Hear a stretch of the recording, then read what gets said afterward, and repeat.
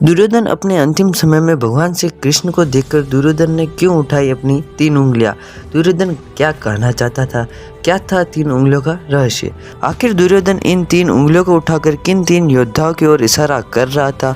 कौन थे वे 3 योद्धा जिसे स्वयं दुर्योधन नहीं मार सका? और यह भगवान श्री कृष्ण को क्या कहना चाहता था? महाभारत में एक एक करके सभी कौरव महारथियों को पांडवों ने मार गिराया था और आखिर में दुर्योधन ही बचे थे। उन्हें मारने के लिए भीमसेन और दुर्योधन के बीच गदा युद्ध हुआ। इस युद्ध में जब भीमसेन पर दुर्योधन भारी पड़ रहे थे तब श्री कृष्ण के इशारे से जांघ पर वार कर दिया, जो कि युद्ध के नियम के खिलाफ था। इस घातक प्रहार से दुर्योधन का जांघ टूट गया। तभी उसकी मृत्यु होने ही वाली थी। तब उसके पास भगवान श्री कृष्ण आ पहुंचे। श्री कृष्ण को देखकर घायल दुर्योधन ने अपनी 3 उंगलियां उठाकर कुछ कहना चाह रहा था।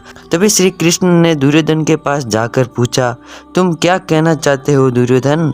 तब उसने कहा कि मैंने इस युद्ध में 3 गलतियां की थी, इसीलिए आज मैं ये युद्ध हार गया हूँ। ये 3 गलतियां ना करता तो ये युद्ध में जीत सकता था। वो 3 गलतियां हम आपको इस वीडियो के माध्यम से बताएंगे। लेकिन इस वीडियो में आगे बढ़ने से पहले अभी तक आपने हमारे वीडियो को 1 लाइक नहीं किया है तो प्लीज़ उसे 1 लाइक कर दीजिए और हमारे चैनल को सब्सक्राइब जरूर करें और कमेंट बॉक्स में जय श्री कृष्णा अवश्य लिखें। दुर्योधन ने कहा कि मेरी पहली गलती ये थी कि मैंने नारायण को छोड़कर उनकी नारायणी सेना को मांग लिया था। इस युद्ध से पहले श्री कृष्ण ने कहा था कि दुर्योधन या तो तुम मुझे चुनो या फिर मेरी नारायणी सेना को चुनो। तो तब दुर्योधन ने श्री कृष्ण को छोड़कर उनकी विशाल सेना का चुनाव किया था और अर्जुन ने भगवान श्री कृष्ण को चुन लिया था। इसी वजह से युद्ध पांडव जीत गए थे। श्री कृष्ण ने अपने ज्ञान से ही कौरव वंश का नाश किया था और सारे कुरुक्षेत्र में ही लड़कर मर गए थे। भगवान श्री कृष्ण के बिना पांडव कभी भी कर्ण, भीष्म, द्रोणाचार्य जैसे पराक्रमी योद्धाओं से कभी जीत नहीं पाते थे। दुर्योधन ने अपनी दूसरी गलती बताई कि उसकी माता गांधारी के बार बार कहने पर भी बिना कपड़ों के उनके पास नहीं जा पाया।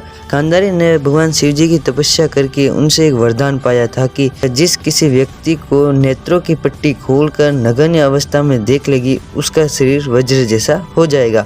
गांधारी ने दुर्योधन को नग्न होकर सामने आने को कहा था। इससे वह दुर्योधन का शरीर वज्र जैसा हो जाता था। तो इसके बारे में श्री कृष्ण को पता चला तो दुर्योधन से कहने लगे, हे दुर्योधन, गांधारी के तुम पुत्र होकर कैसे तुम नग्न होकर उसके पास जा सकते हो? इसके बाद वह अपने शरीर पर केले का पत्ता लपेटकर उसके सामने गया था। केले का पत्ता होने के कारण पूरा शरीर वज्र जैसा नहीं हो पाया था। जहाँ जहाँ केला का पत्ता होता वहाँ शरीर वज्र नहीं हो पाया था। बाकी का शरीर पूरा वज्र सा हो गया था। आखिर में भीम के साथ युद्ध हुआ था। तब भीम दुर्योधन को हरा नहीं पा रहे थे क्योंकि शरीर वज्र के समान हो गया था। और फिर भीम ने जिस अंग पर प्रहार किया वह अंग वज्र सा नहीं था क्योंकि केले के पत्ते के कारण वह शरीर वज्र सा नहीं हो पाया था।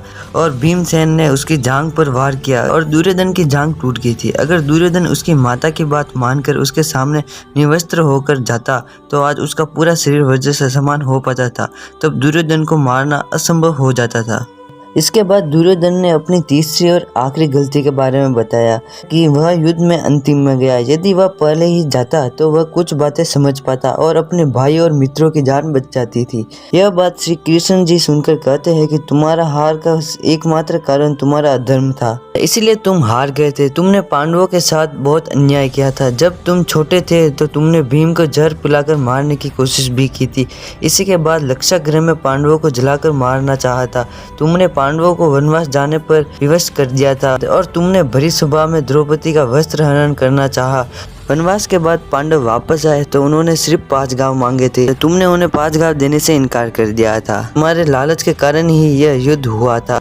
तुम्हें तुम्हारा लालच और अहंकार ले डूबा। इसी कारण से लाखों सैनिकों ने अपने प्राण गंवाए थे। दोस्तों, यह था दुर्योधन के 3 उंगलियां उठाने का रहस्य। और आज बस इतना ही। अगर आपको हमारा वीडियो पसंद आया हो तो इस वीडियो को 1 लाइक जरूर करें और हमारे चैनल को सब्सक्राइब जरूर करें और कमेंट बॉक्स में जय श्री कृष्णा जरूर लिखें। तो दोस्तों, मिलते हैं अगले वीडियो में। तब तक के लिए जय हिंद, जय भारत।